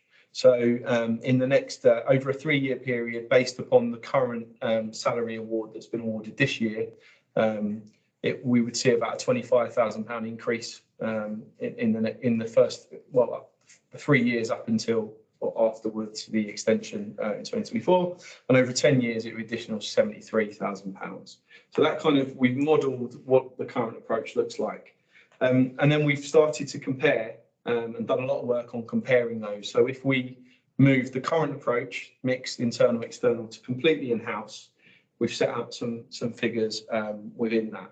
So the in-house setup would include staffing, broadly 3 additional town rangers, so that we'd have a town ranger structure of 6 in total. An upfront equipment cost, an upfront investment, and then continual investment of much lower level throughout the years. And along with a small external contract that we would still need for certain items, for example, setting up farmers market stalls, where it wouldn't be economical for us to do that ourselves. So when we compare those things, if we were to bring it in-house, using the steep decrease in inflation, over a 3-year period, we would save £106,000. Over a 5-year period, we would save £250,000. And over a 10-year period, I haven't got the figure there, but it would be over £600,000. So the modelling so far shows that there is huge potential for us to not only save money, but deliver a higher quality grounds maintenance service based on what we've looked at so far. So as I mentioned, at the end of January, we'll be bringing quite a hefty pack, which is the business case, which goes into all of this in much more detail. And the recommendation at the moment, Madam Mayor, and I can't see that changing between now and the end of January, is that we would like to move to an in-house grounds maintenance service completely, other than that small specialist contract. The pack that you will see has detailed analysis on all the tasks. It has all the detailed financial modelling. It has a risk analysis and a mitigation plan, and it also has an implementation plan that we'll be asking council to sign off on at the end of January. But the last thing I should say, I'm just very mindful because it will be quite a document. I'm hoping to get that out quite early in January, informally to all councillors ahead of any summons going out, just to give you as much time as possible to go through that. I'll stop there, Madam Mayor. Thank you. Thank you very much. Okay. And there's nothing to do on the items. It was Just if there's any questions or. Anyone have any questions at this stage? Councillor Maynard? Just the service from John O'Connor used to be good when they worked for us direct, or at least it wasn't great, but there wasn't the level of problem and complaint that there has been. Why has it got so poor? Do we know, or is it irrelevant because we're going to move forward anyway? Madam Mayor, I think it's difficult for me to answer that. To be honest, I don't know. We're on the receiving end of it really, so we don't necessarily know what's going on. I mean, what I will say is, I've been here for 6 years, 6.5 years, and throughout all that time, it's not been great. We've been doing some heavy firefighting, so it isn't like a recent issue, if you like. The reasons for it, don't quite know, but that is the reality that we experience. Okay, Councillor Crowley. Thank you, Madam Mayor. I'm sure that the town clerk will include this in the wider documents we get, but just to sort of get an initial view before we receive that. You mentioned some of the specialist skills can be done because we have those. Specialist tasks can be done because we have those specialist skills in house. To what extent? I mean, given just as an example, we've talked already tonight about how district council struggled to recruit specialist planning officers, and that's therefore reduced the quality of service. To what extent are we then vulnerable if we take this in-house to a narrow market for those skills, or is it a specialist set of skills that there's a wide employment market for that we would expect to be able to recruit replacement members of staff relatively easily? Hopefully that made sense. Yes, Madam Mayor. So essentially, there's two parts to the way in which we, three parts to the way in which we mitigate those broad risks. One is a lot of it can be done by internal training. So if we recruit the right general people, then there's plenty of training opportunities to upskill them. And we're very lucky. The Town Rangers team, I was going to say team, it's Jim and Dean who do an incredible job, week in, week out. They are incredibly skilled at what they do already. They save the council an incredible amount of money by using their initiative and their skills. So partly it's training, partly it's around having specialist equipment. So you'll see in the analysis when we share that, we've got various table headings that include, is it specialist training? Is it specialist equipment? Do we already have that equipment? Is it easy accessible? Is the equipment affordable? And all those sorts of things. So those are the two key things that we put in place to help that. The third one, and this really links to the risk analysis. So there is a big risk with bringing anything in-house in that can you recruit and have the new service operational from the point at which the current one ends. And so one of the reasons why we've been doing this scoping work so soon in advance of the contract finishing is that the implementation plan that we put forward the end of January, if approved, needs to start within about 2-3 months of that. So whether that be existing team members getting additional training, or we start to go to recruitment for certain posts. The financial modelling that we've done and the savings I articulated do include some upfront costs in next year potentially. That means that we can get a structure in place that we're confident is ready for the start of the contract, or start of the in-house service. So, but that's all set out in quite hefty risk analysis and plans. Thank you. Any other questions? Right. How are you going to ensure that one contract ends and everything transfers over seamlessly to the new staff? Yeah. So that's going to be a massive challenge, I think, because we're already, to be fair, and we've already got a really challenging relationship. So the implementation plan will set out, in theory, how that happens. Actually, how that happens in reality will be a different thing, but it'll be incredibly delicate. I mean, the relations aren't good. There are daily issues between from our contractor. You know, without specific details of a disciplinary case recently, one of them individuals, their behaviour towards one of our officers, we got a final written warning. There's kind of clashes all the time, sadly. So that will be a huge challenge. So we'll have on paper how we think we're going to deal with it, but I think it might have a few more grey hairs. Councillor Cousin and Councillor Turnbull. Do we need to TUPE anyone over? That's what I was going to ask. Yeah, so again, within the risk analysis, there is some legal advice within there that sets out what our approach can be on that particular point. I can't say anything more on that unless we move to exempt business, but essentially we're receiving legal advice on that specific matter, and also on the legal advice on the just getting some clarity on the service level agreement and whether there's no issues around us not extending. That's kind of a bit of a safety net, if you like.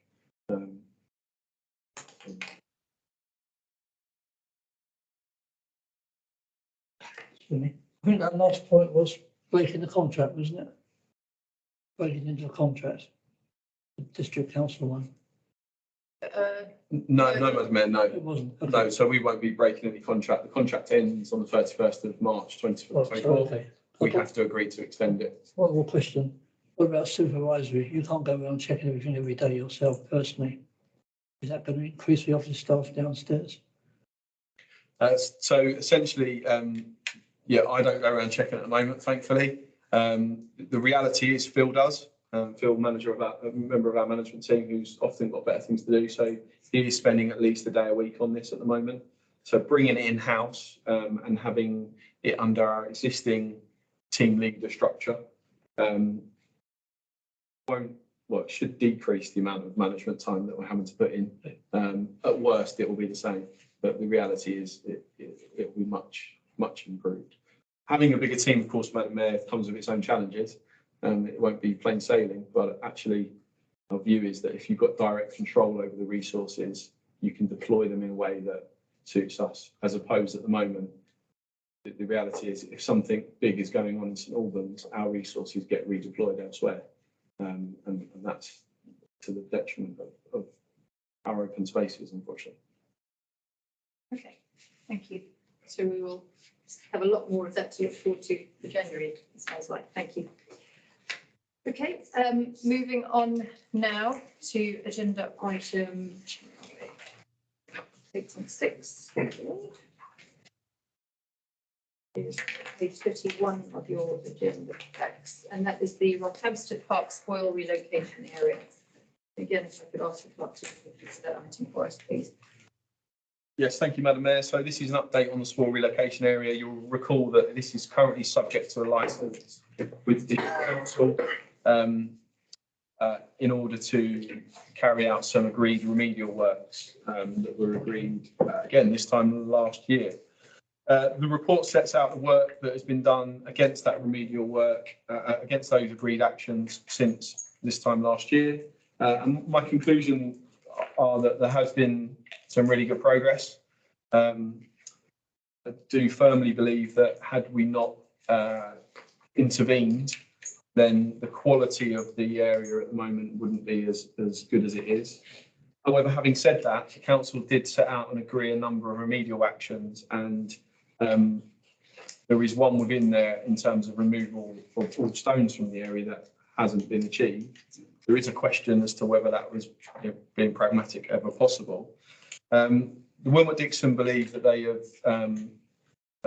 done their duties with the district council. The district council have officers have asked us to confirm that we are content, and content being that the licence is now terminated and we take over responsibility for that area. Paragraph 3.7 sets out three broad options at this stage, ranging from being satisfied, unsatisfied, or deferring the decision until the spring when we actually see how things are at that point, how things are taken, and whether there's any improvements at that point. Thank you, Madam Mayor. Thank you, Clerk. I would ask councillors if they have any comments on this item. Councillor Butterworth, then Councillor Turnbull. Thank you, Madam Mayor. I'll be very brief. Obviously, I will take an interest in the park, as you know, I live very close to it. But if the contractor visiting St Albans District Council has undertaken an obligation to remove all stones, why do we see so many stones? Thank you. Thank you, Madam Mayor. My concern is, did the St Albans District Council actually follow out the proper stages as set out in the original specification? I have a horrible feeling that perhaps the topsoil then below that was not taken off correctly. It was all mixed up, whereas if it had been all separated to start with, we wouldn't have the problem we probably potentially to have, because come what may, if it's all been mixed up in the soil around here, stones will come to the surface over the years, the fact of life. So whatever we do, there's always going to be a problem with stones. Can we therefore confirm that the specification as laid out was actually followed and they didn't take some shortcuts, which the contractor may not know? Thank you, Councillor Turnbull. Do you have any comments on that? Yeah, so Madam Mayor, I mean, all I can say is to say what I said this time last year in this particular one. I don't know what they did day to day, whether they followed the correct, putting it back in the same way that it came out. What was clear and what was agreed between the District Council and Wilmot Dixon that formed the basis for the remedial actions was that the planning conditions hadn't been fulfilled because the method statement that one of the planning conditions was based upon wasn't followed as it should have done. So I don't know why that happened, and in many ways it doesn't really matter to me. But that is the reason why we then had the discussions about the remedial work and had the action plan in place. So that wasn't disputed at the time when we met with different partners on site. I don't know why that happened. Okay, thank you. Councillor Cousin. Thank you, Madam Mayor. This is very unscientific, but walking down there as I do with my dog, I don't really notice it much different now if I'm on that side than I'm on the other side of the avenue of trees in terms of the number of stones. So it doesn't seem too bad to me, but I agree, I haven't studied it in depth. Thank you. I had a walk around there this morning. I didn't think the condition was satisfactory. A lot of stones on the surface. I don't think at the moment you could allow anybody to play football on it just on health and safety grounds, because if anybody falls over, they're going to get cut. All you have to do is to compare that with some of the pictures further around, which are, of course, a lot more mature. But, they look perfectly playable. This doesn't. So I would go for item 3 in 3.7. Thank you, Councillor Hill. Yeah, thank you, Madam Mayor. Yeah, I don't really have any strong opinions necessarily. I think option 3 seems quite harmless. I think option 2 I would not agree with, because we've kind of been told tonight that really we're not really sure what more we can suggest they do to remove the stones. And if we just say we're unsatisfied, they'll come back to us and quite reasonably say, well, what do you want us to do about it? If you yourself say we're not sure what you can do. And I would also say that there is obviously delay. I understand what Councillor Lester says about whether it is actually fit or not for football. I haven't seen it recently, so I haven't got a view. But if by the spring potentially, or whenever, it is playable for football. It's just saying we're unsatisfied delays opening it up for football if it's potentially actually is good enough for football. Councillor Maynard. Just as a point of information, I know what we can do because officers went through the options with me before all of this started. There are three possible approaches. The first was the approach that they said they would take, which was that you take out the soil in layers, and then you take the topsoil off the pitch, and then you put the layers back down in layers and mix the topsoil. If they'd done that, there would have been no stones, but that's expensive. They didn't do that. They mixed the soil up and just laid it. There's two options if you do that to get rid of the stones. The first is the cheapest, and is what they did, which is you basically get a machine and rake out the stones. The problem with that is that works effectively if you only have stones on the top level. If there are more stones underneath, or if there are lots of small stones, it doesn't necessarily take them out. And the problem long term with that approach is that the stones rise and they begin to come to the surface. That's what they've done, and they've solved the problem in the shorter term by putting more topsoil on top of it. Councillor Ellis says that you can still see the small stones on top, so it's not suitable for a playing field. The third option is the one that they could still do, which is that you dig down and you take the soil out and you put it through a shaker with a grid on it, and it takes all the stones out and it shakes the soil out, and then when you've done that, you spread the soil. That's the most time intensive and expensive way of doing it. And it's what you would do in certain circumstances. They should have done that after they'd made the mistake on it and not done the first approach, which is what they should have done. When they realised their mistake, they should have done that. They didn't want to because it cost too much. So that's the only way that area is going to be suitable as a football pitch. Councillor Cowley. Thank you, Madam Mayor. My chair has received the meeting. So I think broadly speaking, if we cannot be satisfied that it is suitable for playing football at the moment, I think we can't resolve option one. I think I would broadly agree with Councillor Hill that we should be deferring this decision rather than saying immediately whether or not we're satisfied. And I think part of that is, and this is, I'm not sure if I'm adding something or whether this is just something that the town clerk can take away, is I think it's difficult to make this decision without an opinion from the football clubs or football users that are going to be using the pitch. Because it may well be that they are content with a surface that we would consider to not be acceptable. It may well be that they're not content with a surface that we consider to be acceptable. So I think in order to make this decision, I'd like to have a sort of, not a professional opinion, but an opinion from local football teams as to whether they would be willing to use that surface as it is, or, you know, once it's bedded in, a view at that point. But I don't think we can actually make a firm decision until we have that view. I visited the site myself and I was surprised how many visible surface stones there were. And I think there was discussion about the possibility of a future further stone pick and the addition of further topsoil. And I certainly myself felt like we couldn't make a decision at this time. I think we need to see those steps taken and reassess at that stage and go from there, I think, which again is in line with 3.7 and paragraph 3. Did anyone else have any comments to make at this stage? Councillor? Yeah, that's absolutely fine. But I mean, I will say that when it comes to the spring, I would be disappointed if the council then delays again, because the worst thing that can happen from the point of view of residents is that this just gets a standoff between two councils. Even if I think at some point either us or the district council are going to have to bite the bullet, and because, and I hope that'll come in spring. If it's not district then, but I think it should be us. I just think it needs to be opened up.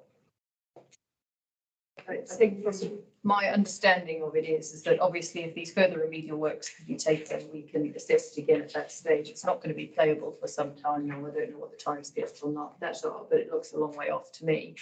I would imagine if it gets to the stage, we're not going to, as town council, pay for those remedial works to be done. So worst case scenario, I'm imagining that it will become part of the wider park and would no longer be playable as a football pitch is my, I don't know if there's any further comment to add to that.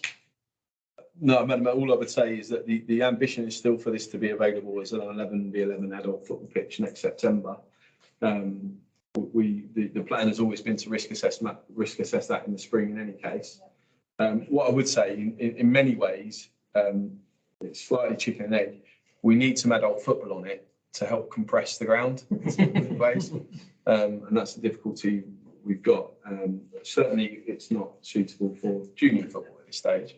But adult football is needed on it to help with the compression. Some of the other pitches are too compressed and have got a different issue where they need to be aerated and other things that we picked up. But to help Madam Mayor in the spring, if you're minded to defer till then, we can carry out what's called a pitch power assessment, which is the Football Foundation's assessment system, where you go and carry out a survey, you send it off to them, and they give you a report back as to the quality of the surface.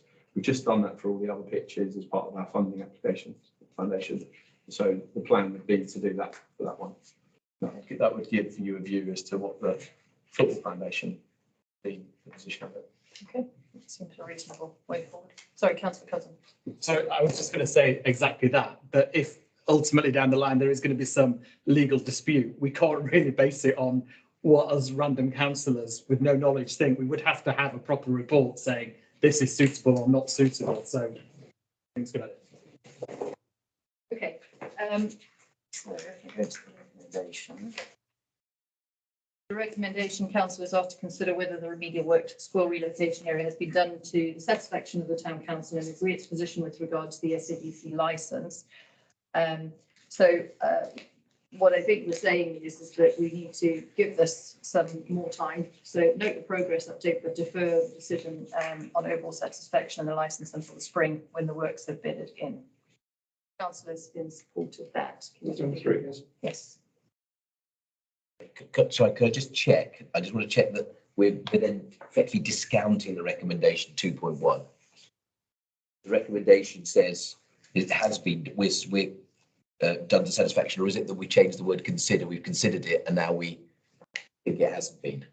To be clear, I'm going to vote for 3.73, which I think everyone else is, but I just want to say, I want to be clear, just in sort of, it's heard more widely that we're not accepted it's been done to the satisfaction at this point. So my understanding is considering whether it has been done to the satisfaction of the town council. So I think we're saying at this stage. We've considered it. We've So considered it. okay.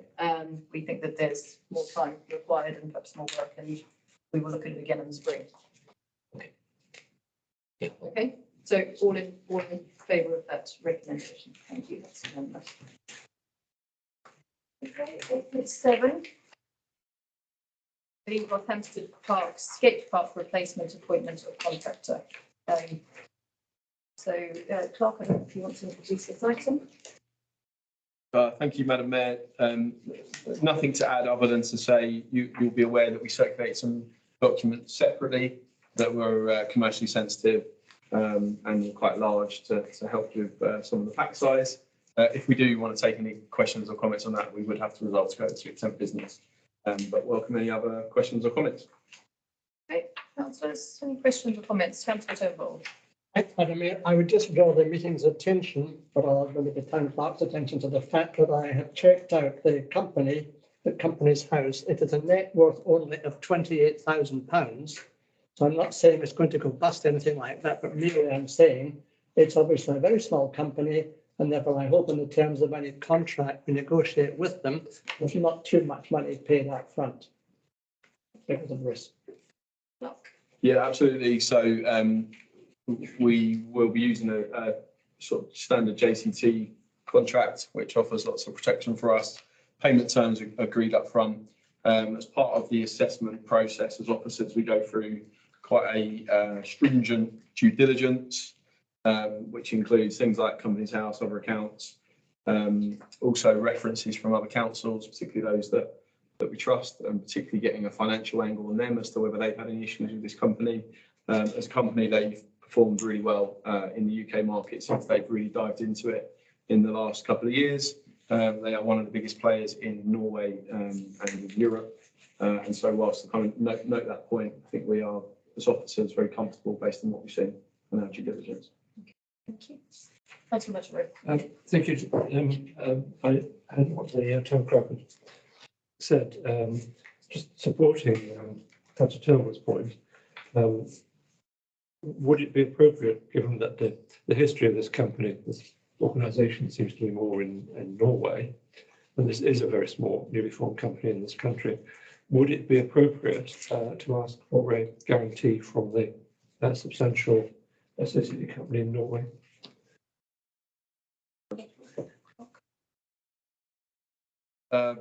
It's not something we've thought about, Madam Mayor. I think we're pretty confident without that. As I say, we have a JCT contract template that we would utilise that would protect the council. We tend not to pay up front on these large projects in any case. That's not something I would be concerned about. Whether we would get that guarantee is another matter. And then if you don't, do we progress or do we need to bring something back to council? So there's all implications. Personally, I don't see it. My advice is it's not necessary. But... Madam Mayor, if it's a JCT contract, I presume I would only start to make stage payments as and when work started on the site, which means in reality, by the time the work's been certified, an invoice sent to the council, then it paid, probably 14, 21 days thereafter, you're probably going to have 2 months worth of work on the site, and you're only going to pay for one. So in that situation, in some ways, as long as they're going to build what they're going to build, we have some degree of protection, rather than some contracts I've seen where they want 25%, 30% up front before they start. You take my point. Yeah, completely, Madam Mayor. Yeah, that's not the completely at the point. That's not the general way in which the kind of the play and skate industry operates. So I think we're okay on that. Right. I think if councillors are happy to do so, we could take 2.1.1 and 2.1.2 together. So councillors asked to approve the appointment of Beaton Park Limited to work with the council to produce the new design of the skate park, and 2.1.2 approve the appointment of Beaton Park Limited to work with the council to build the new skate park once the external fundraising target has been achieved.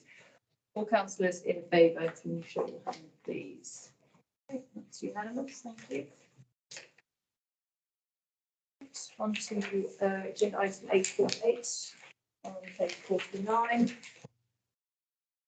And that is the external audit, limited assurance audit, 2021-22. Nothing to add, Madam Mayor, to what's in the report. This is a referral from a recommendation from CPF. Any comments from any councillors on this one? No. Okay, move straight to the recommendation. So 2.1, councillors asked to approve the annual governance and accountability return for 2021-22, following the recommendation made by Corporate Policy and Finance Committee. All councillors in favour? That's unanimous. Thank you.